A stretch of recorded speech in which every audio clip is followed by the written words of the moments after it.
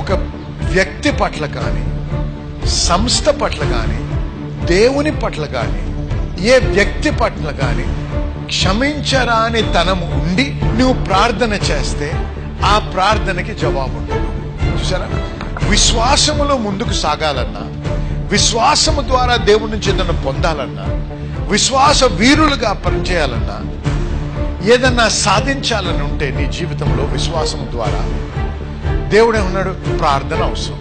కానీ ఈ ప్రార్థన చేసినప్పుడు నీ హృదయ వైఖరి ఎలాగుండాలి? ఎవరైనా నీకు ఏ రకమైన హాని చేసినా, ఏది వ్యతిరేకంగా చేసినా వారిని క్షమించుడి అంటున్నాడు.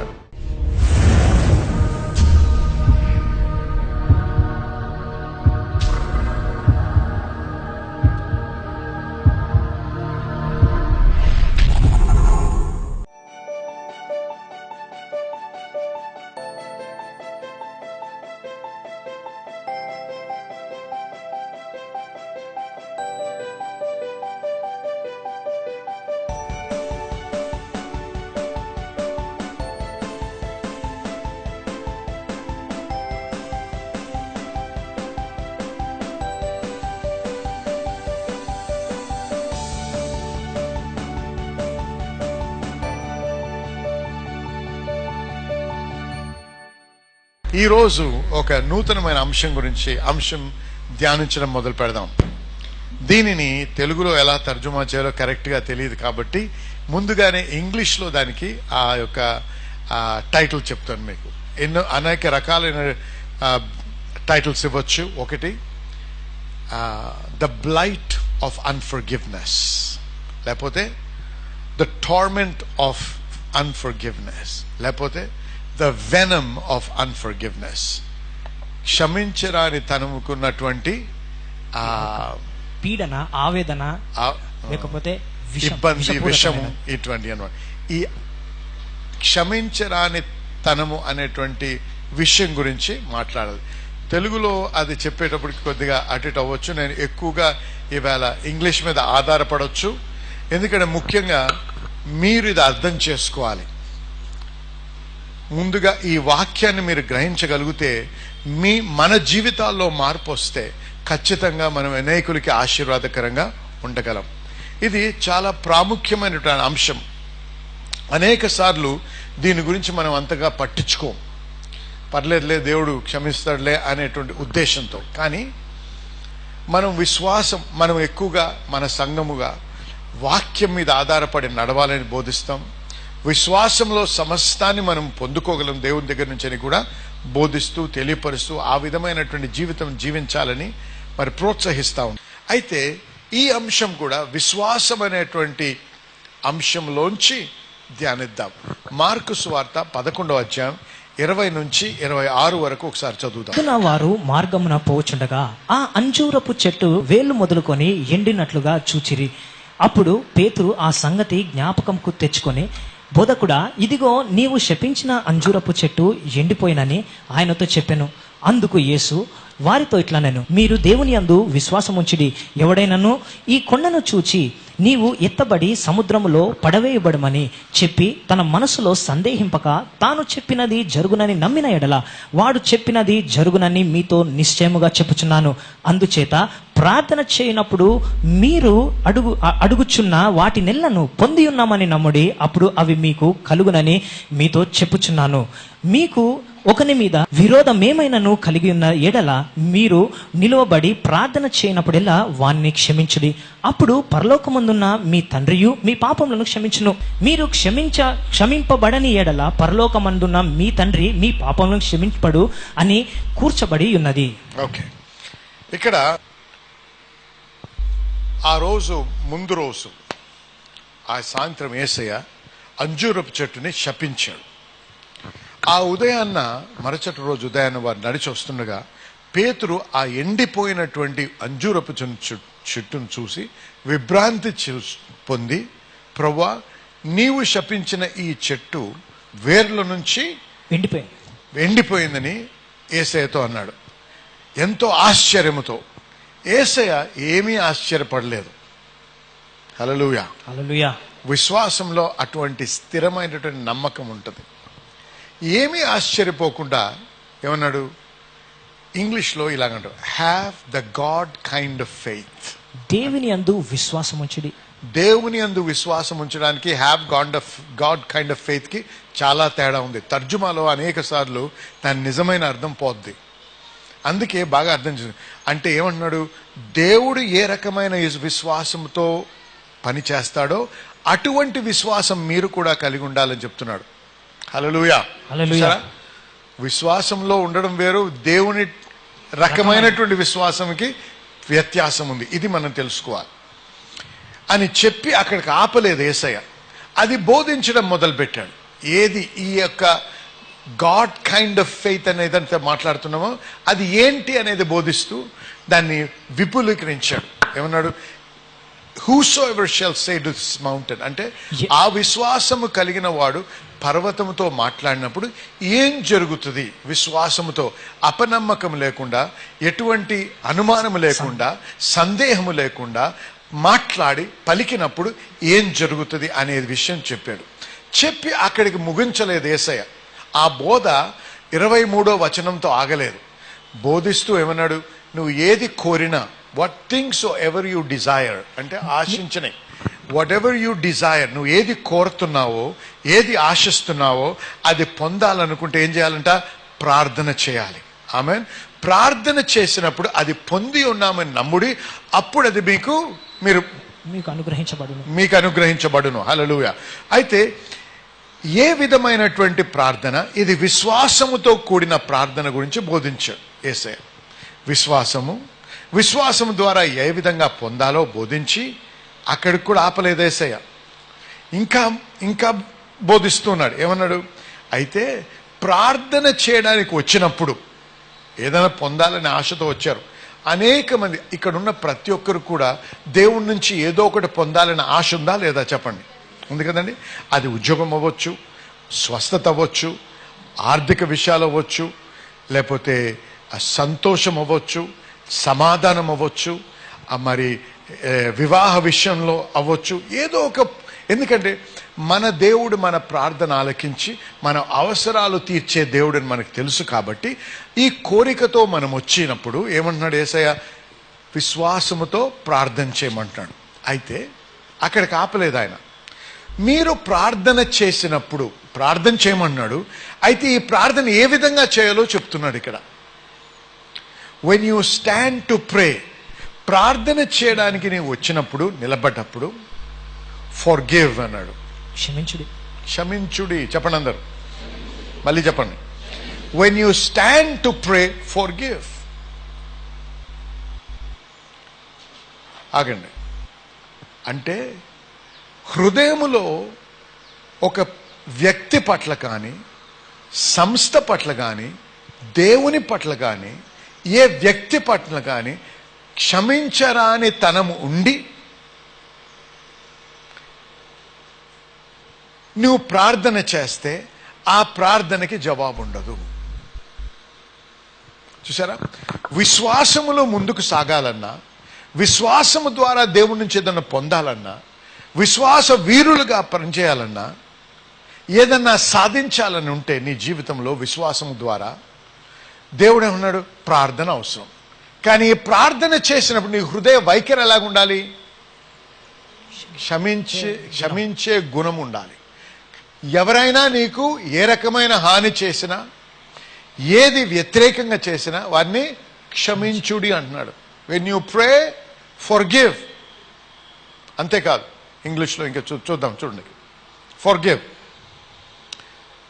ఎందుకు? That your father also which is in heaven may forgive your trespasses.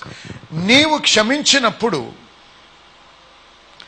దేవుడు, నీ తండ్రి అయిన దేవుడు నిన్ను క్షమిస్తాడు అన్నాడు. అంతేకాదు, నువ్వు క్షమించని ఎడల నీ తండ్రి అయిన దేవుడు నిన్ను కూడా క్షమించడు అన్నాడు. కాబట్టి వినండి, ఒక వ్యక్తిని క్షమించాలో క్షమించకూడదో అనే నిర్ణయం తీసుకునే ఆ చాయిస్, ఎన్నిక నీకు ఇవ్వటం లేదు దేవుడు. అర్థమైందా? The pleasure of choosing whether you can forgive or not is not given to you. ఖచ్చితంగా నీవు విశ్వాస నడకలో జయకరముగా జీవిస్తూ దేవుని నుంచి ఏదైనా పొందాలనే ఆశ ఉన్నట్టయితే క్షమించాలంతే. ఆ వ్యక్తి ఏమి చేసినా, ఏది ఏ రకమైనటువంటి బాధ ద్వారా లేకపోతే నొప్పి ద్వారా హాని ద్వారా నువ్వు వచ్చినను క్షమించాలి. అది చెప్పడం చాలా సులువు కానీ చేయడం చాలా కష్టమని మన అందరికీ తెలుసు. నమ్మిన వారు ఆమెను చెప్పండి. ఆమేన్. కానీ వినండి, ఇది ఆజ్ఞ అని మర్చిపోకండి. అందుకే దీని గురించి కొద్దిగా దీర్ఘంగా ఆలోచిస్తూ, దీని గురించి వాక్యములు ఏ విధంగా వ్రాయబడిందో తెలుసుకుంటూ, ఆ జ్ఞానంలోకి వచ్చినప్పుడు దేవుని సహాయము చేత ద్వారా మనం ఖచ్చితంగా ఇతరులని క్షమించే వ్యక్తులుగా అవ్వగలం. హల్లెలూయా. హల్లెలూయా.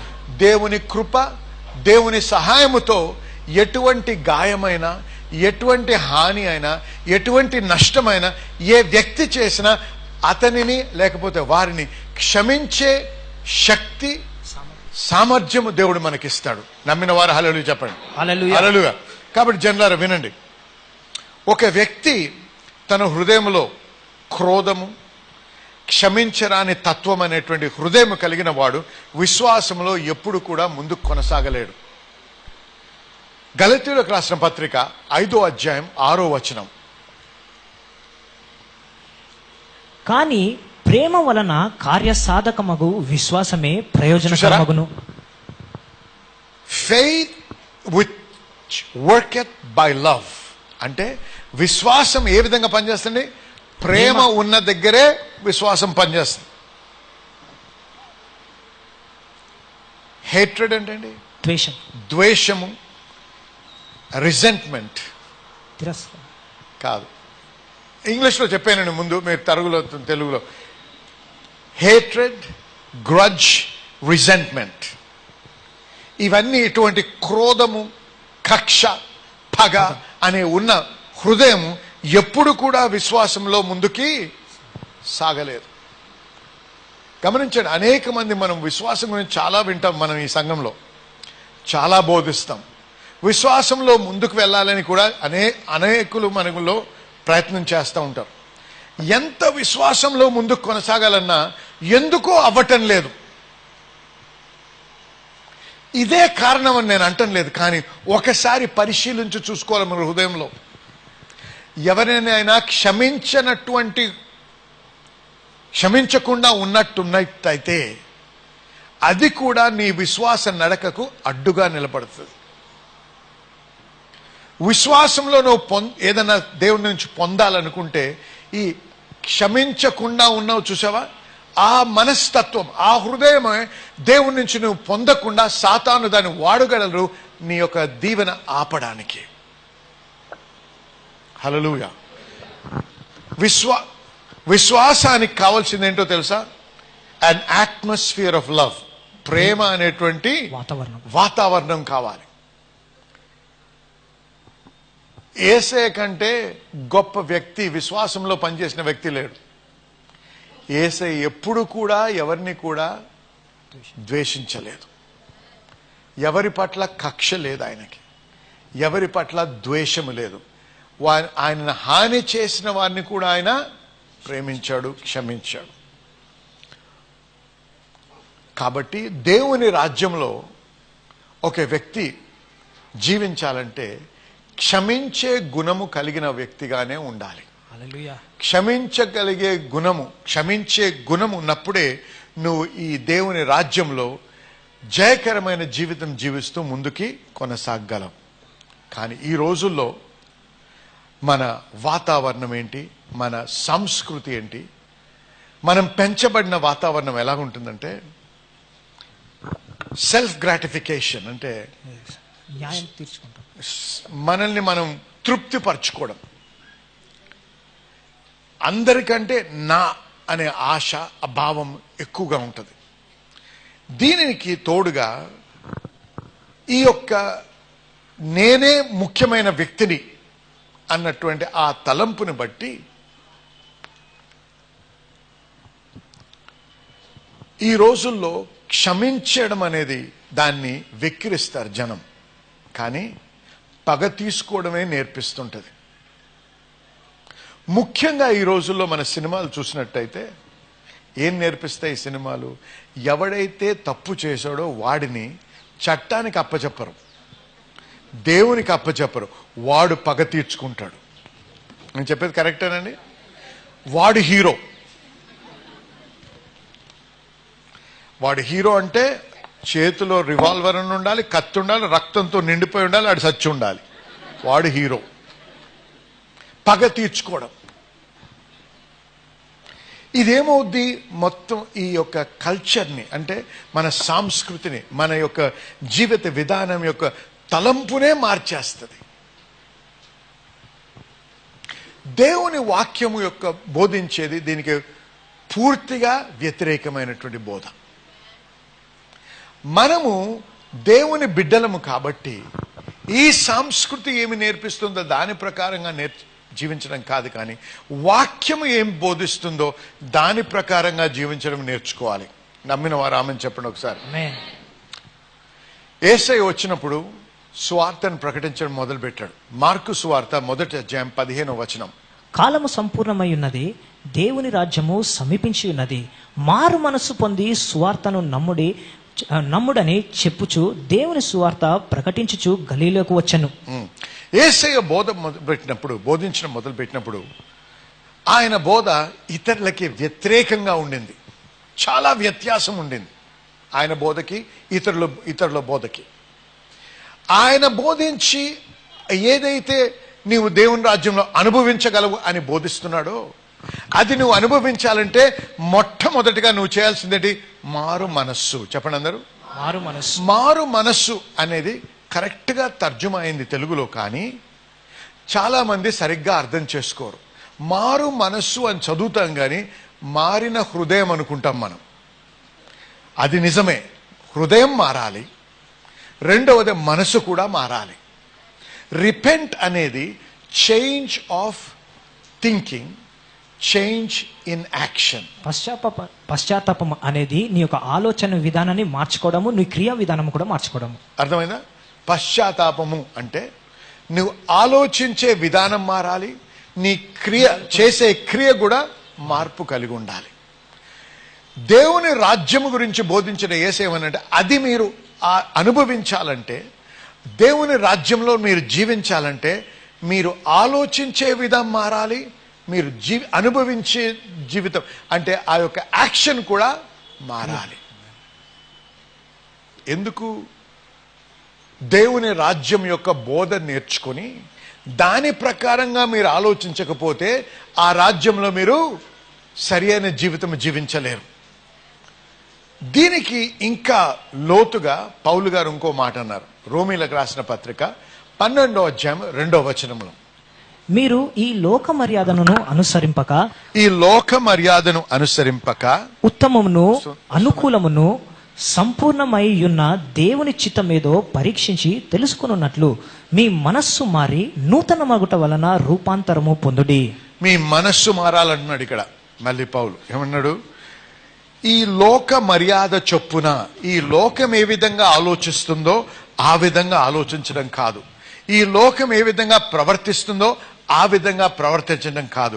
మీ మనస్సు, మీ ఆలోచన విధానము ఈ లోకము షేప్ చేయకూడదు, అంటే మార్చకూడదు, కానీ దేవుని యొక్క వాక్యము మీ మనస్సుని రూపాంతరము చెందించాలి. హల్లెలూయా, హల్లెలూయా. చూసారా, అనేక మంది తిరిగి జన్మించిన వ్యక్తులు సంఘంలో ఉన్నారు, కానీ వారి ఆలోచన విధం ఇంకా మారలేదు. వారి ఆలోచన విధానం ఇంకా బబులోను ఆలోచన విధంగానే ఉంది. కాబట్టే దేవుని రాజ్యంలో ఉండి కూడా సమాధానము లేని జీవితము, జయము లేనటువంటి జీవితము, ఓడిపోతూ కష్టాల పాలై ఏ విధంగా బయటికి రావాలో తెలియక మరి క్లిష్టమైన జీవితాలు జీవిస్తూ ఉన్నారు. కానీ అది దేవుని చిత్తము కాదు. ఏ రాజ్యంలో నువ్వు వెళ్తావో ఆ రాజ్య పౌరుడు అయినప్పుడు ఆ రాజ్యంలో సుఖ సౌఖ్యంగా బ్రతకాలంటే ఆ రాజ్య విధానము, ఆ రాజ్యాంగం తెలుసుకొని, ఆ యొక్క లీగల్ సిస్టమ్, ఆ యొక్క న్యాయ వ్యవస్థను తెలుసుకుని దాని ప్రకారంగా జీవిస్తేనే నువ్వు నిజంగా ఆశీర్వాదకరమైన జీవితం జీవించగలవు. ఆమేన్. యొక్క సహోదరి మరి హిందూ కుటుంబం నుంచి నిజరక్షకుడైన యేసుక్రీస్తుని తెలుసుకోవడం జరిగింది. మరి యొక్క సహోదరు ఒక్కతే మరి యేసుక్రీస్తుని తెలుసుకుని మరి కుటుంబ రక్షణ కొరకు తన ప్రార్థన చేస్తున్నారు. హైదరాబాద్ లో ఉంటున్నారు. కుటుంబం అంతా కూడా మరి విజయవాడ నుంచి మరి వచ్చినటువంటి వారు. అయితే తన తండ్రి గారికి జాండీస్ ఉన్నట్లుగా డాక్టర్స్ తెలియపరిచి తన యొక్క పరిస్థితి మరి అంత మంచిగా లేదు, విషమయంగానే ఉన్నట్లుగా మరి వాళ్ళు తెలపడం జరిగింది. అటువంటి సమయంలో మరి వాళ్ళ అన్నగారు మరి విజయవాడలో ఉన్నటువంటి మరి సహోదరుడు వచ్చి వాళ్ళ తండ్రి గారిని అక్కడికి తీసుకెళ్లి అక్కడ ఫర్దర్ ట్రీట్మెంట్ ఇప్పించడం కొరకు గురువారం బయలుదేరి వస్తానని చెప్పడం జరిగింది. అయితే ఆ రాత్రి బయలుదేరవలసినటువంటి తన యొక్క సహోదరుడు మరి విపరీతమైన కడుపు నొప్పితో మరి చాలా మరి సిక్ అయ్యి తన హాస్పిటల్లో అడ్మిట్ అవ్వడం జరిగింది. తన కుమారుడు 11 నెలలు ఉన్నటువంటి ఆ యొక్క బాబుకు కూడా మరి తప్పుడు మరి మందులు ఇవ్వడం వల్ల ఆ యొక్క కుమారుడు కూడా చాలా బాగోలేకుండా ఉన్నటువంటి పరిస్థితిలో ఉన్నాడు. అయితే అటువంటి పరిస్థితిని మరి తన అవకాశంగా తీసుకుని దేవుని యొక్క కార్యము వారు రుచి చూడాలనే ఉద్దేశంతో శుక్రవారం ఆరాధనకు వచ్చారు. పాస్టర్ మర్లిన్ గారికి విషయం అంతా కూడా వివరించారు. మరి నూనెను ప్రార్థన చేయించుకుని తీసుకుని వెళ్లి మరి ఇంట్లో ఉన్నటువంటి తండ్రి గారికి మొదటిగా రాసి ప్రార్థన చేశారు. దేవుని యొక్క స్వస్థత శక్తి గురించి మరి వివరించారు. ఫోన్ లో మరి తన యొక్క సహోదరుడు కూడా ఫోన్ చేసి మరి తనకు కూడా మరి ప్రార్థన చేయడం జరిగింది. అక్కడ ఉన్నటువంటి వారికి కూడా మరి వారం లోపే మరి ముగ్గురిని కూడా దేవుడు అద్భుతమైన విధానంలో సర్వసాధారణమైన స్థితిలోనికి మరి ముగ్గురు పరిస్థితి కూడా మరి అసలు బాగోకుండా ఉన్నటువంటి స్థితిలో ఉన్నటువంటి వారిని మరి దేవుడు ముట్టి స్వస్థపరిచారు. తన యొక్క బ్రదర్ కి అయితే మరి ఎప్పుడో మరి చాలా కాలంగా మరి షుగర్ తో బాధపడుతున్నారు. మరి ఎన్నిసార్లు మరి తన మెడికేషన్ వాడుతున్నప్పటికీ కూడా తన షుగర్ లెవెల్స్ ఎన్నడూ కూడా మరి నార్మల్ స్థితికి రాలేదు. కానీ ఎప్పుడైతే సహోదరి ప్రార్థన చేశారో దాని తర్వాత 2 సార్లు వాళ్ళు వెంటనే మరి వారం రోజుల వ్యవధిలో మరి పరీక్షలు చేయించినప్పుడు షుగర్ లెవెల్స్ కూడా సర్వసాధారణంగా నార్మల్ స్థితికి రావడానికి దేవుడు సహాయం చేశారు. ఈ కార్యం ద్వారా మరి కుటుంబం అంతా కూడా యేసయ్య ప్రేమను మరి రుచి చూడడానికి ఆయన రక్షకునిగా అంగీకరించడానికి దేవుడు ద్వారం తెరిచి ఉన్నారు. ప్రభువైన యేసుక్రీస్తు నామానికే సమస్త మహిమ కలుగును గాక. వెంజన్స్ ఇస్ జస్టిస్ అంటే న్యాయము జరిగించడానికి దేవుడు చేసే కార్యం. భావోద్రేకాలు కదిలించబడి కోపముతో ఉద్రేకముతో వీడికి చేయాలి, వీడికి హాని కలిగించాలి, వీడిని చంపాలి అనేటువంటి భావనతో చేసినటువంటి తీర్పు కాదు. అర్థమైన వారు హల్లెలూయా చెప్పండి. చూడండి, అది vengeance. The justice of God requires vengeance. న్యాయవంతుడు దేవుడు కాబట్టే న్యాయాన్ని స్థిరపరచాలి, కాబట్టి ఆయన వెంజన్స్ ని ఎస్టాబ్లిష్ చేయాలి. అర్థమైంది అందరికి? I don't know if you're a believer or not. If you're a believer, you have a name that is above every other name. Whatever the devil stole from Adam through deception, Jesus got it back with a power.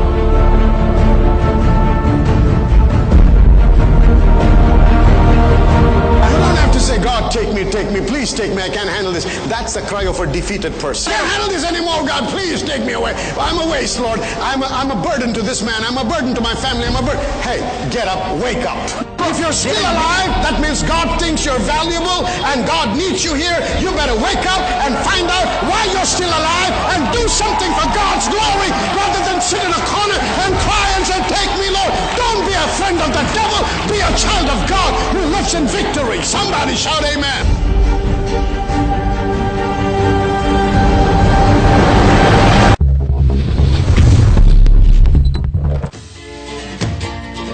We learned many things like character development and how to build a character to experience the God blessing in our life.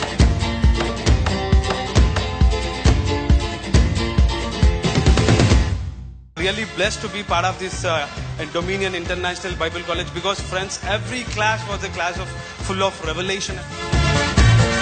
The more I am exposed to the Word of God, I realize that the more ignorant I am, and I have learned so much of the Bible College.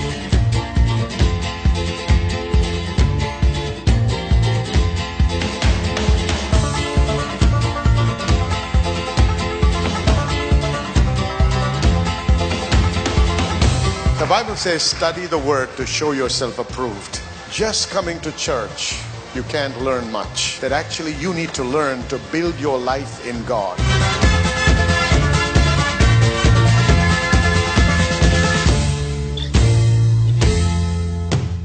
హల్లెలూయా, దేవునికి స్తోత్రం. మరి మీరందరూ కూడా మా యొక్క programme ద్వారా ఆశీర్వదించబడుతున్నారు నమ్ముతున్నాము.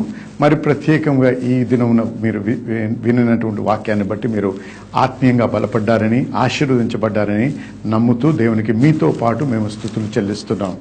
దేవునికి మహిమ కలుగును గాక.